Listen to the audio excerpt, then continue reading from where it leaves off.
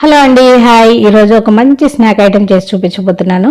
ఎప్పుడు సమోసాలు తిని బోర్ కొట్టిందా? అయితే ఈసారి ఇలా ట్రై చేయండి. చాలా బాగుంటాయి. పైన క్రిస్పీగా, లోపల సాఫ్ట్గా. ఇవి ఎలా తయారు చేయాలో చూద్దాం.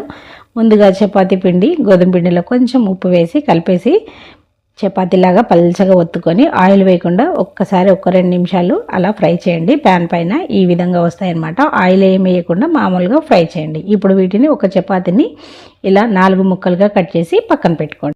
తర్వాత ఒక గిన్నె తీసుకొని 2 టేబుల్ స్పూన్ మైదా పిండి వేసి కొంచెం వాటర్ వేసి ఇలా లిక్విడ్లా కలిపేసి పక్కన పెట్టుకోండి. ఇప్పుడు ఒక గిన్నెలో 2 బంగాళదుంపల్ని బాగా ఉడకబెట్టి ఉప్పు, కారం, గరం మసాలా, అలాగే కొంచెం చాట్ మసాలా, కొత్తిమీర వేసి మెత్తగా పిసికేసి పక్కన పెట్టుకోండి లోపల స్టఫింగ్ కోసం. ఇప్పుడు ముందుగా కట్ చేసుకున్న మనము చపాతీని ఒక పీస్ తీసుకొని ఈ మైదా పిండి లిక్విడ్ని వీడియోలో చూపిస్తున్న విధంగా సైడ్కి ఎడ్జెస్కి ఇలా అప్లై చేసుకోండి. ఇప్పుడు దీన్ని మనం కోన్ షేప్లో చుట్టుకోవాలి. వీడియోలో చూపిస్తున్న విధంగా కోన్లా చేసుకున్న తర్వాత దీని లోపల మనం ముందు ప్రిపేర్ చేసుకున్న బంగాళదుంప మిశ్రమాన్ని ఈ లోపల స్టఫ్ చేసేయండి. బయటకు రాకుండా జాగ్రత్తగా స్టఫింగ్ చేసుకోండి. ఇప్పుడు పైనుంచి మరొకసారి మనం ముందుగా కలుపుకున్న మైదా పిండి లిక్విడ్లో ఒక్కసారి డిప్ చేసి తీస్తే చూసారా, మనకి ఇలా కోన్ అనేది ప్రిపేర్ అయిపోయింది.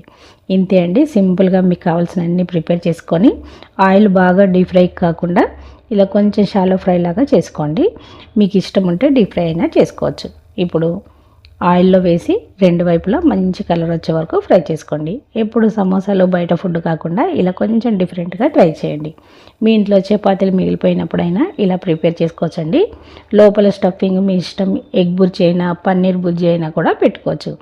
ఈ వీడియో కనుక మీకు నచ్చితే ఖచ్చితంగా లైక్ చేయండి, సబ్స్క్రైబ్ చేయండి, మీ ఫ్రెండ్స్కి కూడా షేర్ చేయడం మర్చిపోద్ది. ఇంకా నచ్చితే కామెంట్ చేయండి.